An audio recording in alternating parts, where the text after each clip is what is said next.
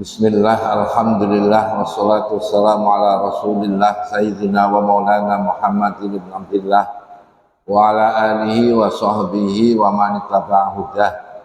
Amma ba'du, fa ya ayyuhal hadirun wal hadirat rahimakumullah, usikum wa nafsi bitaqwallah.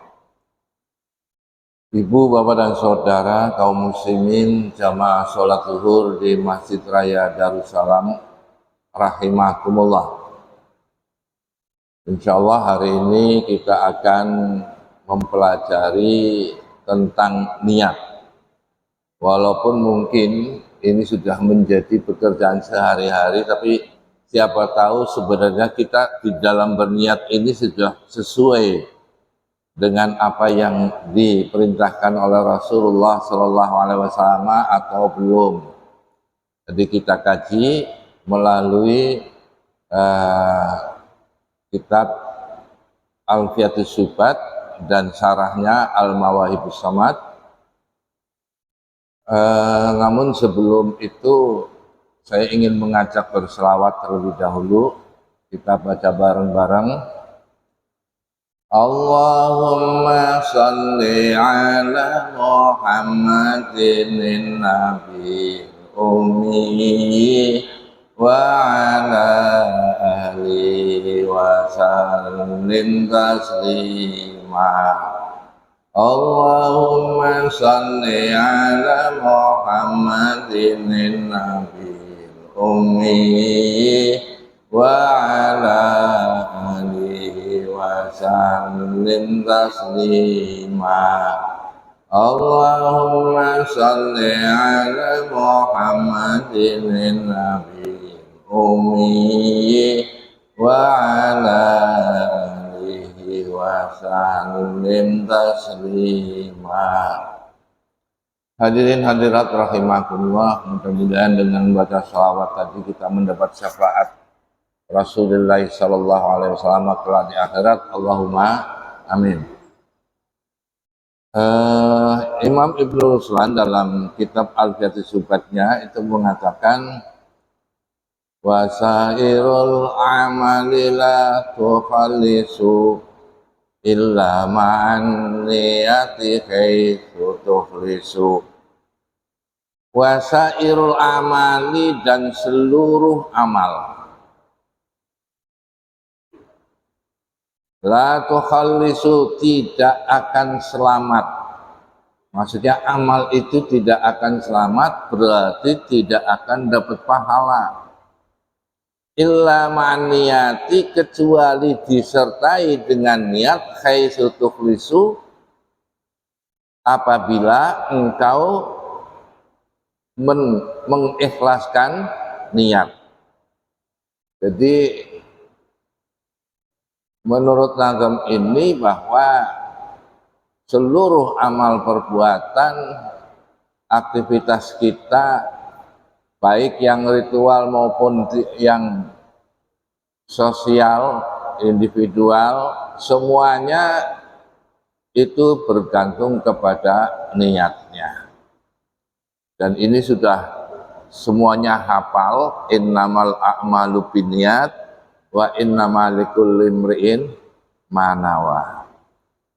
Nah, kemudian kalau kita mencoba mengkaji tentang niat ini, maka menurut syarah daripada Al-Fatihah Syubat itu disebutkan haqiqatun hukmun makanun wa zaman kaifiyatun wa syartun kaifiyatun syartun wa maksudun hasan, yang artinya bahwa niat itu mempunyai elemen, mempunyai 7 unsur, yaitu yang pertama hakikat niat itu apa, yang kedua hukmun, hukum niat itu apa, yang ketiga makanun, tempat niat itu di mana, dan yang keempat zamanun, kapan kita itu berniat. Yang kelima kaifiyatun, cara berniat. Yang keenam syartun, syarat berniat. Yang ketujuh, maksudun hasan, tujuan daripada niat. Hadirin hadirat rahimakumullah, yang pertama hakikatun, hakikat niat itu apa? Memang kalau terjemahan kita sudah tahu semua, niat itu apalagi sudah menjadi bahasa Indonesia. Banyak yang mengatakan niat itu ya motivasi, kehendak, maksud. Jadi al-qasdu, an-niyatu huwal qasdu. Sehingga dalam bahasa kita sering dalam berniat itu menyatakan saya bersengaja. Nah, jadi saya bersengaja itu terjemahan dari saya berniat, karena niat itu ya artinya maksud. Nah, dalam terminologi disebutkan niat itu adalah maksud tertentu di dalam kita menjalankan ibadah. Jadi kita beribadah itu tujuannya apa? Hadirin hadirat rahimakumullah. Jadi hakikat daripada niat itu adalah bersengaja atau bermaksud. Kemudian hukmun. Tadi hakikatun hukmun. Hukum niat itu apa? Hukum niat itu wajib. Walaupun kita beribadah sunnah, sholat sunnah tetap wajib berniat. So, kalau kita sholat sunnah tidak memakai niat, ya sholatnya nggak sah. Karena niat itu merupakan rukun sholat. Nah, ini sebelum saya lanjut, rukun sholat yang ibu bapak ketahui itu ada berapa? Yang pernah dipelajari? Ada berapa ya rukun sholat? Nah, biasanya orang mengatakan 13 atau 17. Nah, perbedaan 13-17 itu kenapa? Karena ketika kita menguraikan tentang rukun sholat, misalnya berdiri bagi orang yang mampu. Nah, ini berdiri bagi orang yang mampu ini juga karena saya mengalami sendiri, saya ini mampu berdiri tapi saya sholat pakai kursi. Ini kan berarti tidak memenuhi rukun sholat. Nah, ini perlu diketahui bahwa ada orang-orang ya seperti saya ini bisa berdiri tapi nggak bisa duduk. Maksud saya duduk untuk di bawah itu. Kalau duduk itu sakit sekali. Nah, orang semacam ini masa waktu berdiri kemudian rukuk, berdiri lagi mau sujud ambil kursi untuk, kan nggak benar ya. Makanya kemudian supaya praktis sejak takbiratul ihram itu sudah pakai kursi. Nah, kemudian ini tadi berdiri sudah. Tadi sedang menceritakan tentang perbedaan rukun sholat, ada yang 17, ada yang 13, karena ketika rukuk misalnya, kemudian setelah rukuk tumakninah dalam rukuk. Iktidal, setelah iktidal tumakninah dalam iktidal. Sujud, kemudian tumakninah dalam sujud. Artinya apa? Tumakninah itu merupakan rukun dan disebut satu persatu dalam gerakan sholat kita, maka jumlahnya jadi banyak. Tapi kalau di kitab yang singkat, setelah menjelaskan al-qiyamu lil qadiri, kemudian ar-ruku' wal i'tidal wa sujud wal julus baina sajdatain sampai wasujudus tsani, kemudian baru waktu makninatu fi kullin minha. Jadi tumakninahnya itu disebut cuma sekali, makanya rukun sholat hanya 13. Nah, saya ingin menyampaikan rukun sholat itu malah 3. Ini ada hubungannya dengan niat. Loh, kok cuma 3? Emangnya diringkas kah? Enggak, karena rukun sholat itu ada 3 macam memang. Ada rukun kolbi. Rukun kolbi itu adalah niat. Jadi niat itu di hati, nanti ada penjelasannya. Nah, kemudian ada rukun fi'li. Rukun fi'li itu al-qiyam, kemudian al-i'tidal, ar-ruku, as-sujud, al-julus, itu semuanya rukun fi'li. Nah, kemudian raf'ul yadain, mengangkat tangan, itu bukan rukun, itu sunnah. Nah, sunnah rukun mengangkat tangan itu kapan? Ini juga banyak yang keliru. Mohon maaf, bukan rukun. Sunnah mengangkat tangan itu waktu takbiratul ihram.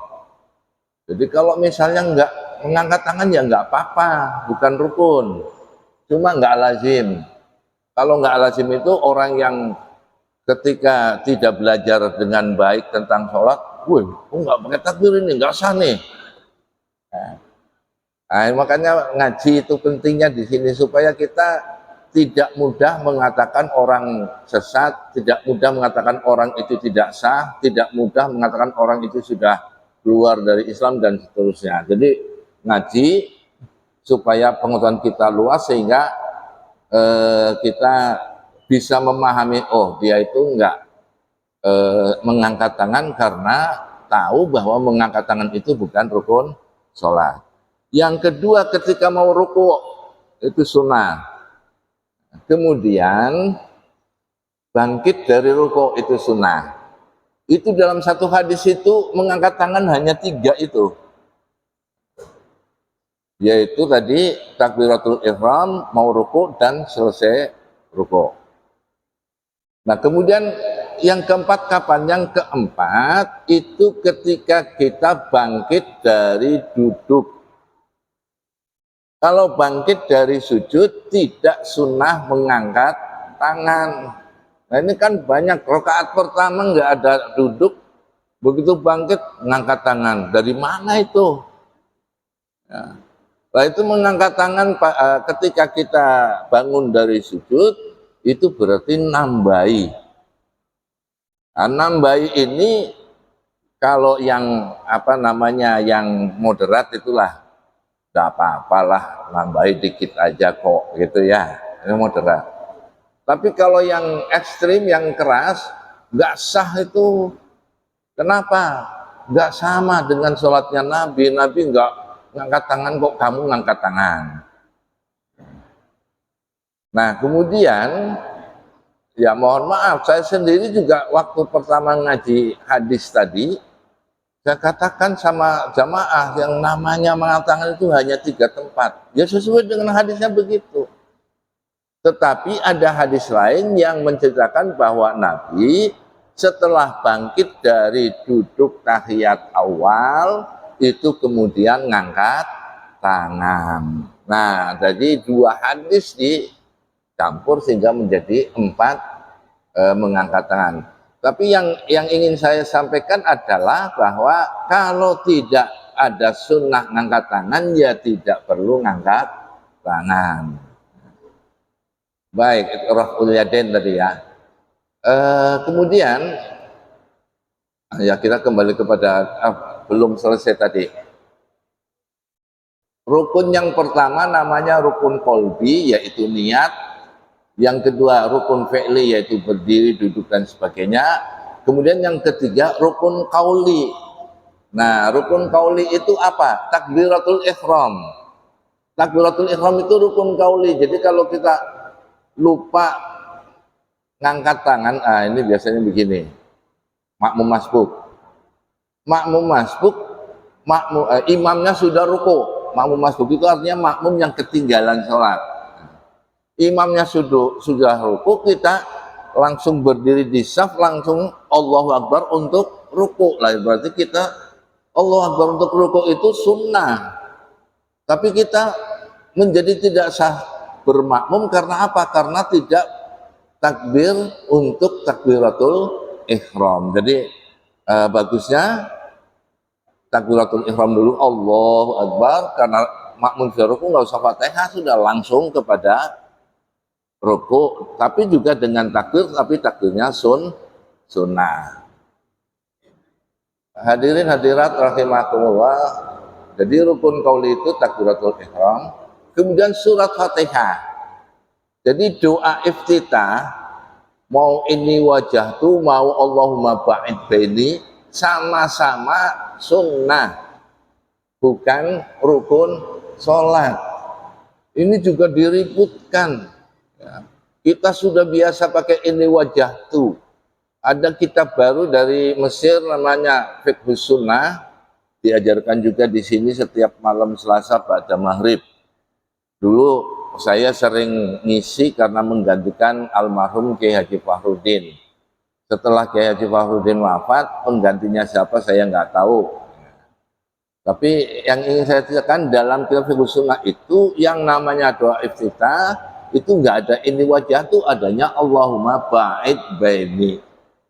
Karena itu kita ketika belajar kitabnya apapun monggo, yang penting siapa yang menyampaikan. So, kalau yang menyampaikan itu kaum tuha, maka ketika dalam kitab itu dikatakan Allah ba'id, akan dijelaskan ini menurut riwayat ini begini. Tapi yang kita pakai itu riwayat lain yang memakai ini wajah tuh.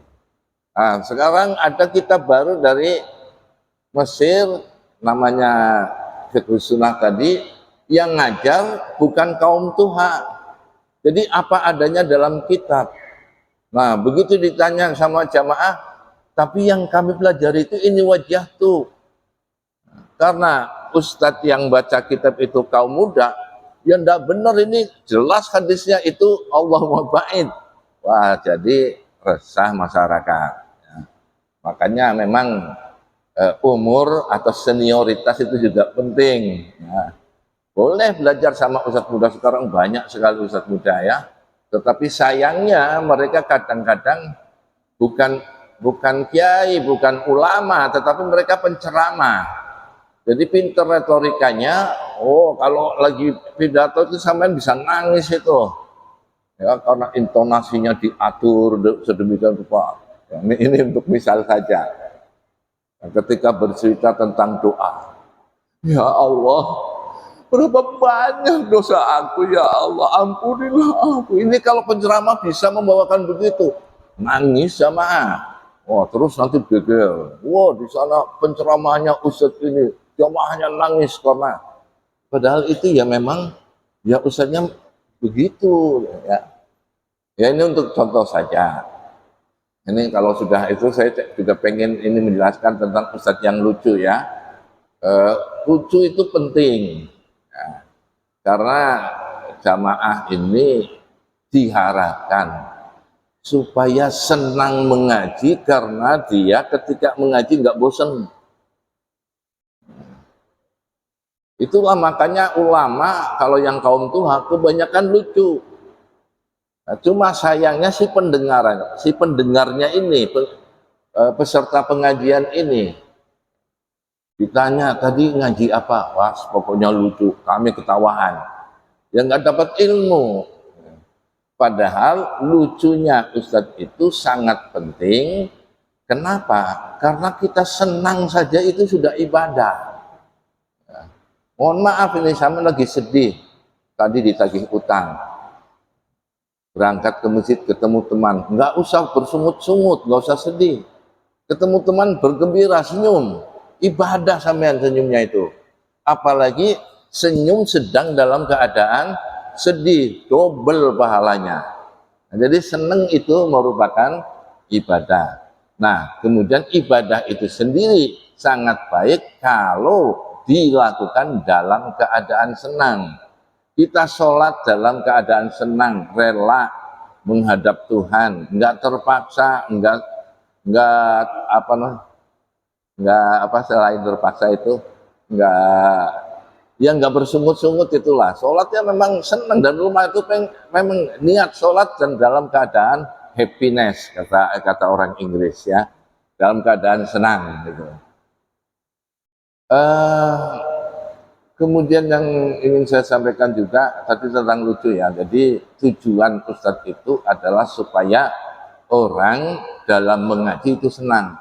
Kalau orang senang mengaji, karena diri kita itu kan ada di dalam dada kita itu ada ruh dan nafas. Ruh itu makanannya adalah amalan agama. Berzikir, baca selawat, baca Quran, itu akan membuat ruh kita itu kenyang. Nah, sehingga kita mempunyai daya ketahanan rohani yang kuat. Nah, nafas atau hawa nafsu itu makanannya adalah hiburan. Jadi kalau orang tidak pernah hiburan, maka jiwanya juga kering. Agamanya mantap tapi jiwanya kering. Makanya kalau orang beragama nggak pernah lucu, itu biasanya galak-galak, angker. Coba lihat Ustadz yang maaf ini, saya cuma sering memperhatikan di televisi. Ustadz yang nampak, wah ini nggak bisa canda nih. Itu menyampaikannya ya, wah udah matanya melotot, kadang-kadang sampai teriak-teriak, takbir dan sebagainya. Ya. Itu karena tidak ada keseimbangan antara kebutuhan rohani dan kebutuhan nafsani. Jadi kebutuhan nafsani kita itu ya hiburan, seneng-seneng itu kebutuhan. Termasuk hubungan suami istri itu juga nafsani. Ini yang juga sering orang keliru kan.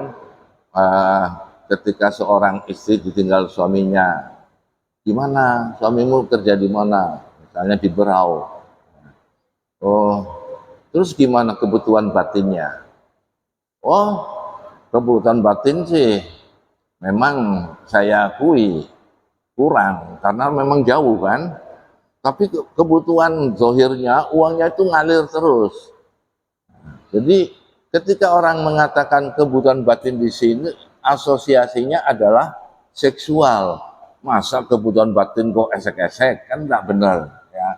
Jadi yang dimaksud di dalam batin ada rohani, ada nafsani. Rohaninya mendekat kepada Allah, nafsaninya mendekat kepada sesama makhluk, dan itu harus imbang supaya kita beragama tapi nyaman juga dalam beragama. Enggak kayak serius-serius amat gitu ya, sampai kadang-kadang karena seriusnya itu gampang menyalahkan orang lain. Baik, kita kembali kepada niat. Jadi hukum niat tadi, hukum sholat sudah ya. Hukum niat itu wajib walaupun ibadahnya sunnah. Di puasa Senin Kemis wajib niat, kalau enggak ya berarti lapar.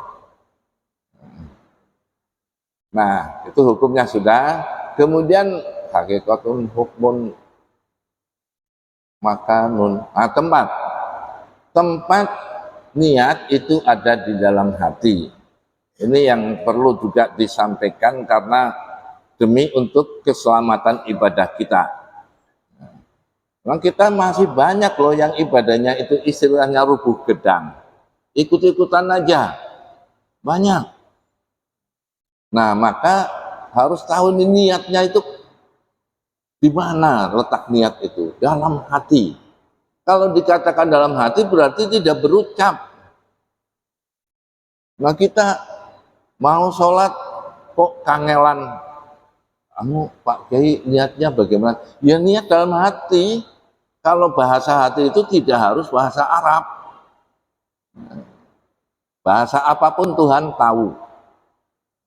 Tapi itu kok kalau orang ngimami bahkan ditambah nawaitu. Ya, kalau yang biasa kan usolli fardhu zuhri arba'a raka'atin mustaqbilal qiblati itu ya. Tapi ada lagi yang nawaitu usolli ya, ditambah lagi. Nah, jadi ingin saya sampaikan begini, walaupun kita fasih di dalam niat, melafalkan niat, usolli fardhu zuhri arba'a raka'atin mustaqim. Allahu Akbar. Ternyata sholatnya nggak sah. Loh kenapa? Hatinya kosong, hatinya nggak niat. Yang dibagus-bagusi lafadznya. Padahal yang penting niat di dalam hati. Ketika Allahu Akbar itu hatinya saya niat sholat. Nah kemudian kenapa ada usolli itu? Ini tentang usolli repot juga ini. Usolli itu untuk menuntun hati agar ketika kita takbir berniat itu hati terbawa. Lah kita tuntun dengan lafal saja sering kecolongan, lafalnya sudah bagus tapi hatinya kosong. Apalagi kalau tidak dituntun. Nah, ini orang yang anti usolli ini sampai saya banyak sahabat saya yang anti usolli, termasuk sahabat saya yang Syiah, sahabat saya yang LDII. Jadi saking nggak senengnya dengan umat Islam yang usolli itu, tapi nggak usah tersinggung, ini cerita nyata dan ya katakanlah saya menceritakan itu hanya untuk menyatakan bahwa memang ada orang yang begitu tidak senangnya dengan yang beda itu sampai bikin-bikin masalah. Jadi sholat dengan teman-temannya itu 1, 2, 3 Allahu Akbar. Bukan usolli 1, 2, 3. Nah saya bilang, nah kalau usolli dikatakan bid'ah, Nabi nggak mengerjakan 1, 2, 3 ya malah Nabi nggak kenal, Nabi kenalnya Wahid Isnin Selasa. Ya ini kadang-kadang ada orang beda dengan kita, saking nggak senengnya, karena kita diajak supaya sama nggak mau, karena kita punya guru sendiri ke orang-orang Tuhan. Nah karena kita nggak mau jengkel kan, wah terus ngejeknya semacam itu. Bahkan ini bukan di kalangan awam saja yang suka begitu, malah orang-orang pintar yang memang suka bikin masalah. Ada rapat kepala SMA se-Kabupaten Brebes. Waktu itu saya jadi kepala SMA swasta. Hadirin, supaya doa kita khusyuk, tidak pakai amin-amin yang nggak karuan. Padahal doa diamin itu ada hadisnya yang menyatakan bahwa apabila ada seseorang berdoa kemudian diamini oleh makmumnya, maka doa tersebut akan dikabulkan oleh Allah karena banyak yang mengamini. Itu hadisnya semacam itu. Tapi ini ada kepala sekolah, saya nggak perlu nyebut dari organisasi apa ya, dia mengatakan supaya kita khusyuk, mari kita doa bersama. Diharapkan hadirin berdiri. Berdiri semua kan. Sudah berdiri. Doa dimulai. Selesai. Ini Nabi nggak pernah doa semacam itu. Ya. Tapi ini saya menyampaikan karena itu pengalaman pribadi saya ketika mau bergaul dengan siapapun, tapi insya Allah tetap menjaga jangan sampai merendahkan orang yang berbeda pendapat dengan kita. Ya, termasuk mau pemilu ini ya, nanti walaupun tetangganya itu Golkar sampean P3 misalnya, ya nggak usah kemudian ngajak tengkar. Udah wong ini 5 tahun sekali aja kok, presidennya siapapun juga kita nggak ada perubahan apa-apa, biasa-biasa saja. Nah, jadi ya ini sesuai dengan keinginan kita, lebih bagus lagi ya sambil menyambung silaturahim. Ada adik kita nyalek di Gelora, ya pilih Gelora. Ada Pak Lek kita di P3 yang milih P3. Jadi kan sambil silaturahim itu. Kan seneng dia kalau disebut. Coba aja bilang, Pak Lek misalnya, saya milih P3 nyeblos gambar sampean loh, seneng sekali dia itu. Nah kita bikin seneng orang kan berpahala. Hadirin hadirat rahimakumullah, kembali tadi tempat berniat ada di hati bersamaan dengan waktu takbir. Nah, bersamaan dengan waktu takbir itu apa atau kenapa? Nah, ya tadi elemen daripada niat tadi kan hakikatun, hukmun, makanun di hati, zamanun, masa niat. Masa niat itu ya ketika Allahu Akbar kalau untuk sholat. Nah, kalau untuk puasa diperbolehkan niat sebelum sahur. Tadi setelah taraweh kan biasa itu nawaitu shaumawatin an adai.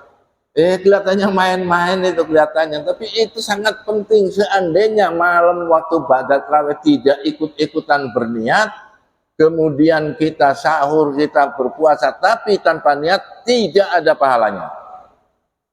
Nah, jadi ya orang tua kita itu sangat bijak, dibuat kita senang dalam beribadah, ya, jadi malah kesannya kayak main-main, tapi ya ternyata memang sangat penting.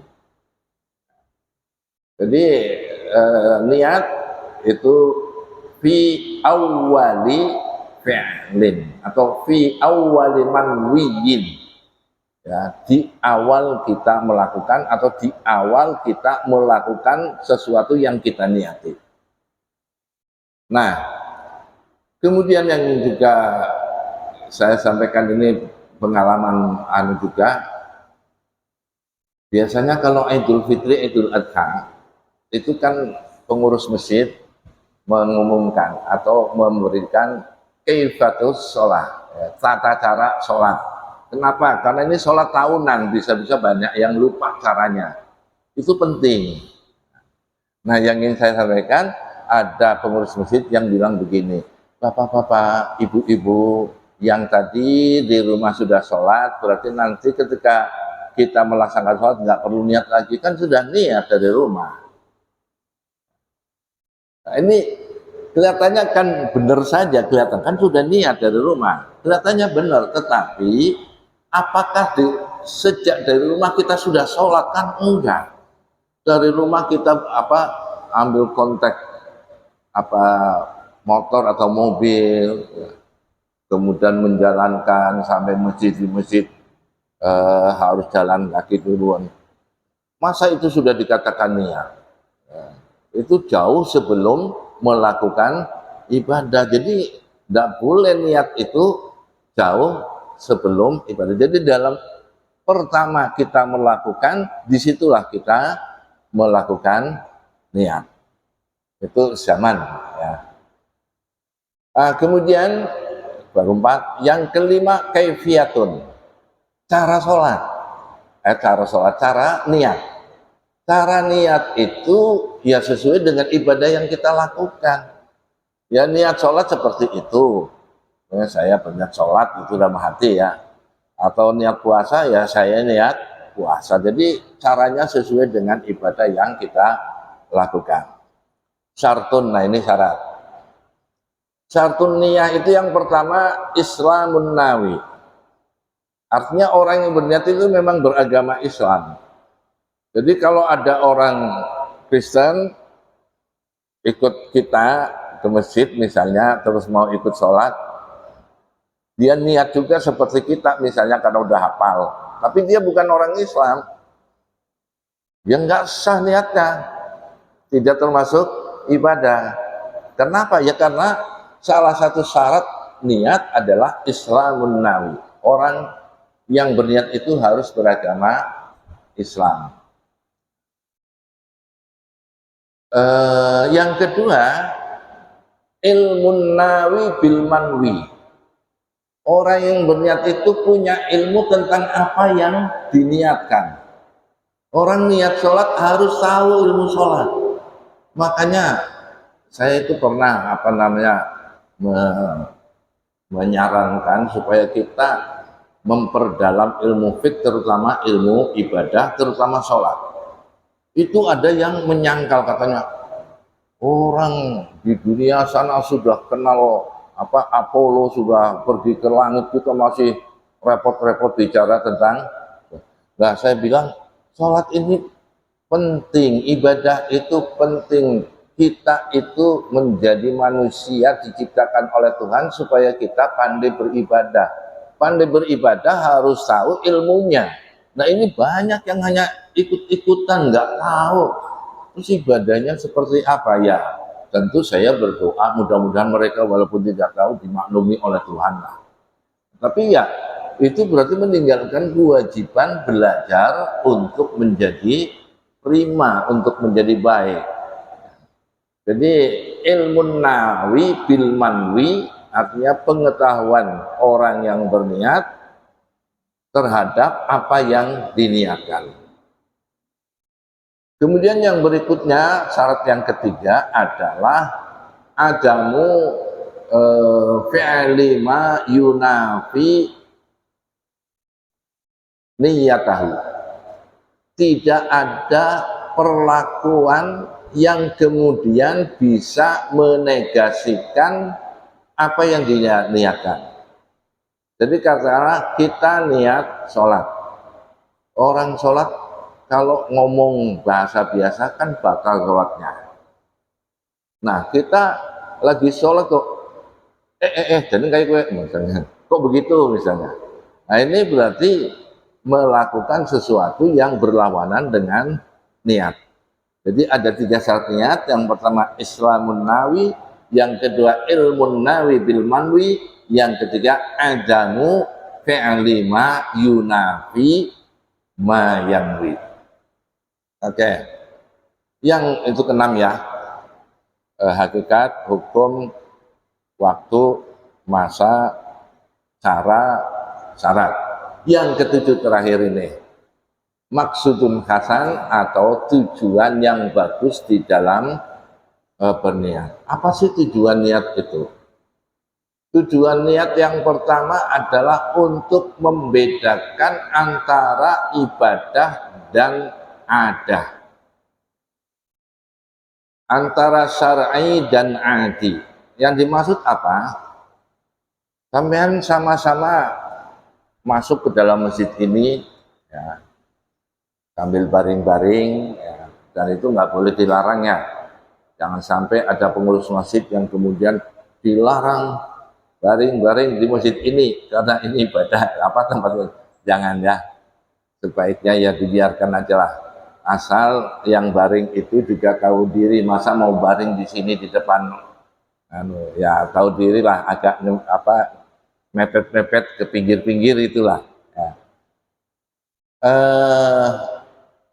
Sama-sama ada di sini tanpa niat, yang di sini ya sedang adem ya, daripada di depan panas mending dalam masjid adem.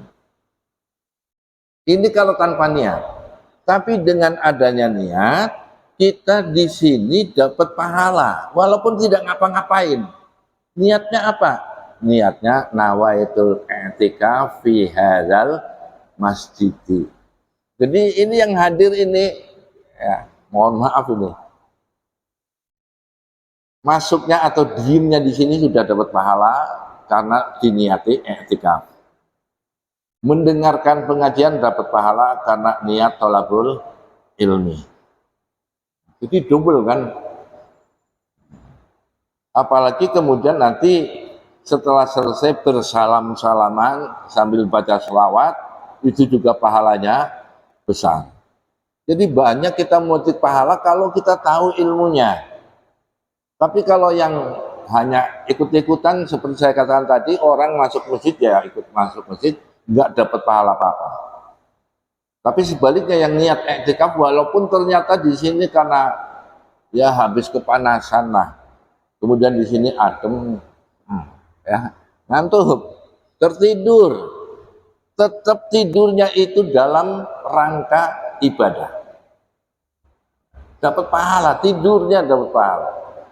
Karena tadi sebelum waktu masuknya niatnya adalah i'tikaf. Nah, itu yang dimaksud. Oh ya, yang kedua tadi kan untuk membedakan syar'i dan adi. Yang kedua, tujuan niat itu untuk membedakan tingkat ibadah. Artinya apa?